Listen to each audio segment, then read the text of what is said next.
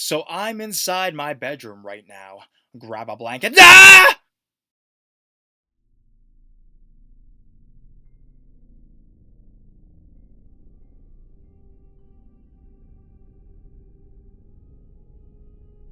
He tried to open my bedroom window.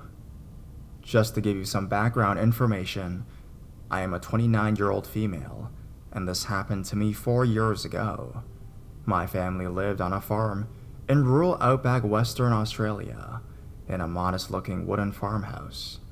My son and I lived there alone most of the time, while my husband worked on rotation up north on the mines. We had no neighbors, no mobile phone reception, and very little connection with the outside world, with the exception of the television. There was only one window in the house, situated above my bed in the bedroom. It was a small old wooden framed window with no curtains. However, the window was completely jammed, and as much as I had tried to close it, there was about 2 inches of opening near the bottom of the window frame. My husband and I had spent a while trying to oil the hinges and loosen it up the day before he left to go to work again, but we gave up as it wasn't a huge issue at the time.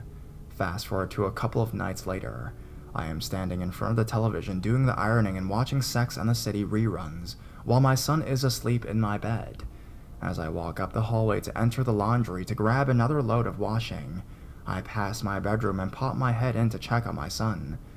My heart stops. The window frame above my bed is shuffling from side to side. My eyes scan down, and what I see next will never leave my mind again. There were two hands squeezed through the gap of the window, trying to lift up the jammed frame. I screamed the house down, grabbed my son, the phone, and locked myself in the bathroom and called the police. I'd hate to think what would have happened if I hadn't been walking past my bedroom at that exact moment.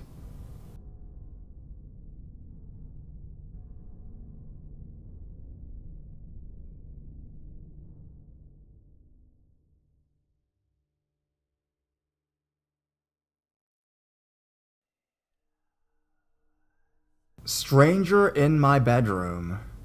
This happened in my fourth year of university.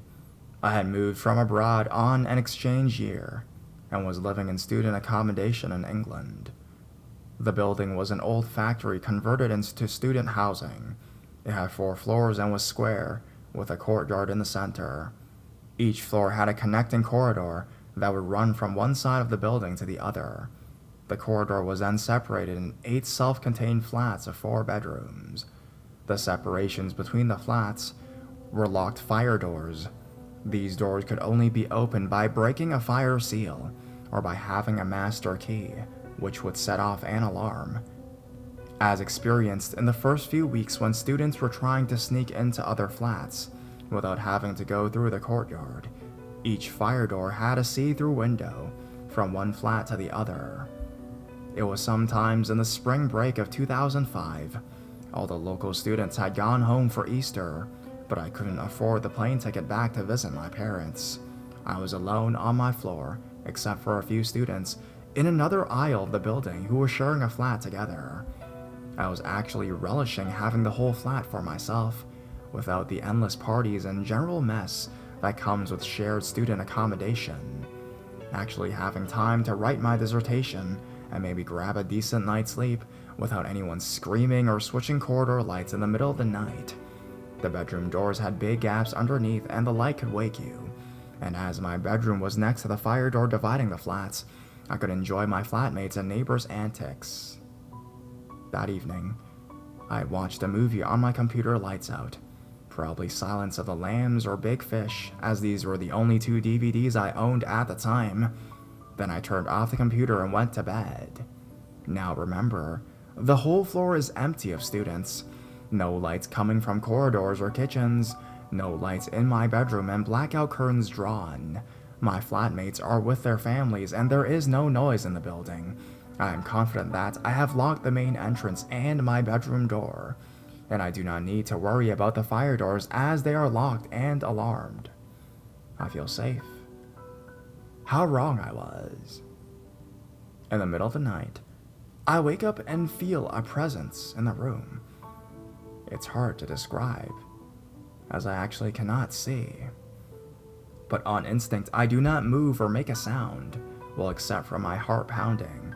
I hold my breath and wait. Now, I have tinnitus, constant ring in the ears, so I cannot hear faint noises, but trust me, I didn't need to hear. I actually felt the person in my room move, and I just knew, that they were standing right next to my bed. Fear takes over. I stand up on my bed and scream the loudest and biggest scream that I can muster. I am ready to pounce on the person who has their back to me, as I can now make out from the faint light coming from a tiny torch or phone screen. But they are faster than me. In one jump, they reach my bedroom door, and with another jump they are out, through the fire door. I grab my phone on my bedside table and run out of the bedroom, unlock my flat door, and sprint directly to the security office a block away. In my pajamas and bare feet, I talk to the security guard on duty, who doesn't believe me. Through the fire door, you say, but the alarm didn't go off. I still make him come to the flat and check. The fire door is unlocked, and the security guard proceeds to lock it again, then open it with his master key. No alarm sounding. I'll have the engineer check it in the morning. I also made him check the CCTV cameras, but we couldn't see anything or anybody running out in the courtyard. Go back to bed, love. Must have been a nightmare. I know. I know it wasn't a nightmare. How to explain the fire door being unlocked? And I know I had locked my bedroom door.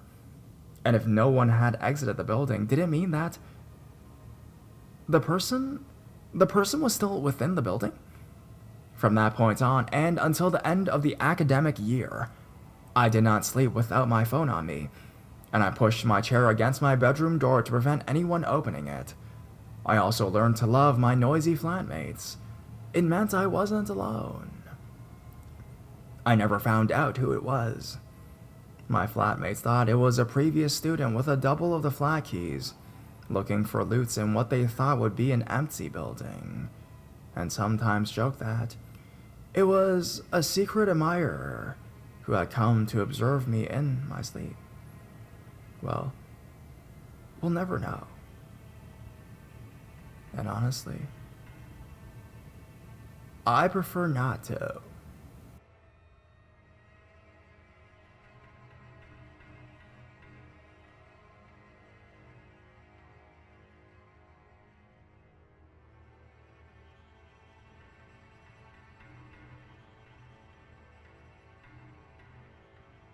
Stranger in my bedroom doorway. This happened about 3 years ago. I was living in a 2-bedroom apartment at the time with my husband. After finally moving to the US, I'm Canadian, and marrying, it was our first home to ourselves, where we could be together all the time. We had been doing long distance for about 3 years before that, and as my husband is in the military, sometimes it would be extra long distance on his deployments. At this time, I was about 6 months pregnant, and my husband had gone to a temporary duty station a few states away for a few months, leaving me alone in a new city and a new country. My sister was sweet enough to come and visit me and keep me company during the time that he was gone. It was wonderful to have company. I felt much safer with someone I knew there. Our tiny 2-bedroom apartment was on the ground floor. One bedroom can be set up for a baby girl, with a crib and chair and all of that. The other bedroom was ours. So my sister just bunked with me in our queen-size bed while she visited, to prevent her from sleeping on our uncomfy couch. It had been about a week into her visit, and after doing some shopping and relaxing, my sister decides to hit the hay. I finish up cleaning, lock up the apartment, and go to sleep too. Now, the setup of our apartment went a little like this.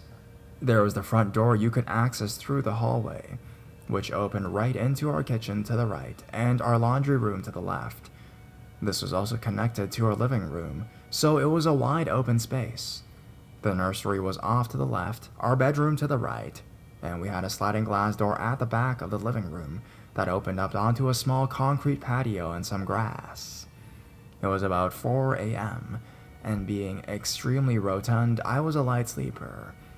I've been tossing and turning and awoke to a light shining in my face. I cracked open my eyelid and shot up immediately with a scream. There, in my bedroom doorway, was a girl no older than about 25, standing in pajamas, pants, and a bra, hair in a black messy bun. Strangely enough, she was also holding one of my empty laundry baskets.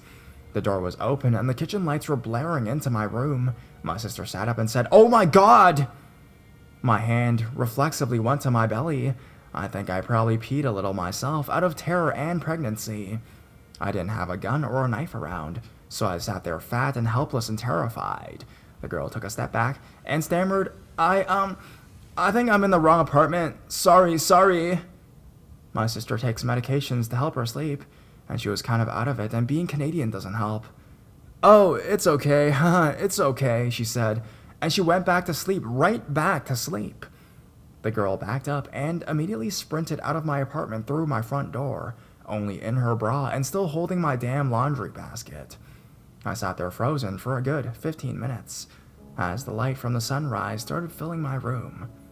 Then suddenly, I picked up the phone, bursting into tears, and called my husband. I explained the situation to him, too afraid to get out of bed. I woke up my sister in an angry, terrified manner, asking her why the hell she told that girl it was okay that she was in my home, and that she was just sleeping. In a sheepish way, she said that she was still a little sedated and was out of it. Well, sleepy ass, you gotta get up and help my fat ass waddle around her apartment and make sure it's all clear. We walk out into the living room, and the back sliding door is wide open, with cool morning air billowing in. This is how she got in the apartment. I close it and put the lock on it, and give it a good few tugs. It opens after a strong pull. Well, that explains that. I walk through the apartment, and when I get to the baby's room, a strange sight appears.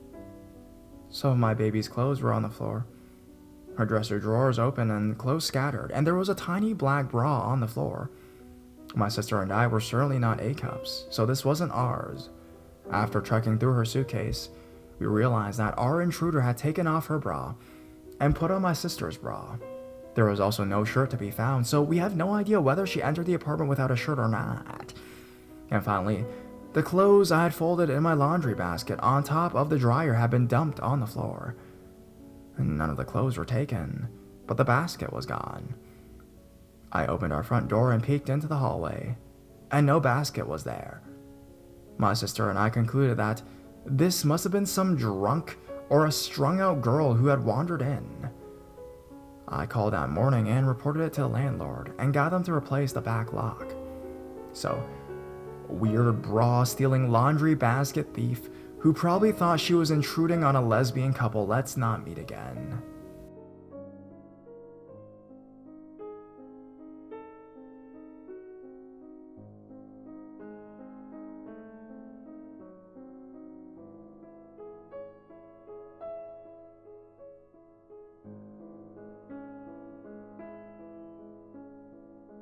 Why lock my bedroom door? I live in a sketchy part of my town, and I've said in past posted nightmares. This one isn't as bad as my other stories, but it did cause me to lock my bedroom door at all times. I'm a 17-year-old female, but at the time I was probably only around 12 or 13 tops. Being a whoopin' 5'1" and 97 pounds now, I can't even imagine the little shit I was then. My dad, older brother, and I moved in with my grandma many years ago because my dad went through a nasty divorce, and my mom needed a lot of help with the house and money. I went from a peaceful neighborhood to this shady one, and being young, I never put a guard up. We rarely locked our doors due to my grandma and dad both being socialites and going out a good amount, while I was home alone if my brother was out too. This was before I even got a big dog or my scrumpy little one, so I was totally alone. My house is over 100 years old, and the eerie sounds I hear always seem to have an explanation. However, while I'm in my room reading the juiciest chapter book of the 7th grade, my mind can't focus on the words I'm reading. yet the random creaks coming from the old worn floorboards. My ears perk as I focus for more sounds and come up short, reassuring the bits of fear peeking inside of me. It was beautifully silent as I relished in being alone, then all at once, there was noise everywhere. First, I heard the crash of glass coming from right next to my room, which would be my grandmother's room. I don't let the fear take over my fight or flight instincts as they take over. I decide neither were great options since the only way outside is by bolting down the stairs located right outside my door, yet I'd have to pass my grandmother's room. I'd settled on locking my door and squeezing into my stuffed closet with my pink Razor cell phone. I first dialed my dad's number to be crushed with the sound of his voicemail. I didn't want to dial 911 since at that age, I knew everybody in the house would not be pleased with cops poking around. Nobody in this house didn't have skeletons in their closet. I talked my confidence up and chose to peek under my bedroom door, and if all was clear, I'd exit. First leaving my closet, then crouching on the itchy carpet. It only took seconds for shadowy shoes to walk past my door. I held my breath as the shoes walked back and forth from my father's room to my grandma's. Then they eerily slowed to a stop before my door. The rustling of my doorknob made my body shoot up and stare at the contact. This seemed to make the person angry as banging filled my room as the door vibrated harshly. A scream of a woman pierced my ears as I tried to silence my terrified cries. I pressed call as soon as 911 answered. I only whispered that a woman was in my house and held the phone near the crack of the door to be sure they heard the screaming. The woman on the line reassured me police were coming and to sit tight. The pounding on my door had yet to cease, and my body was already soaked with sweat and tears, though it had only been minutes. I ripped my room apart, still trying to be quiet for hope the woman would believe the room was really empty and leave. After deciding I couldn't wait for her to get into my room, I unplugged my lamp. Standing in front of my shaking door, I felt like I was finding the courage to leap from a skyscraper. Finally, I agonizingly slowly unlocked the door. All at once, I ripped the door open and threw my lamp straight to a face of a greasy older woman, clothed in dirty shreds, and didn't stay to watch the outcome. I ran down my steps praying to keep my balance and tore through the front door heading to my neighbors, who though I wasn't close with, I knew were decent people through my grandmother. Not long after, 2 cop cars pulled up, and my neighbor met them outside and filled them in on what I told her. They swept my house and came out with a woman with a small trail of blood trailing from a cut below her right eye.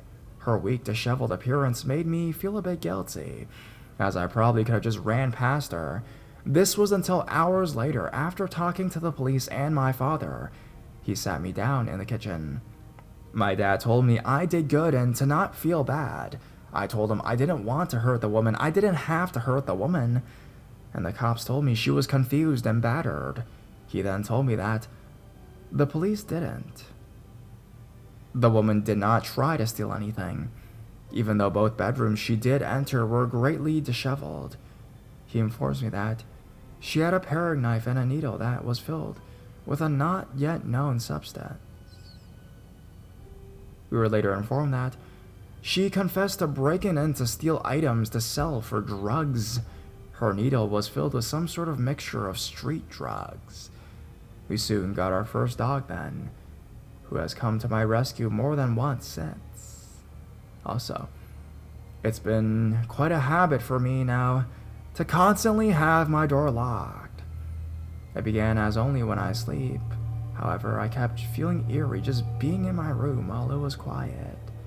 So, my room is always locked now, while I am in it.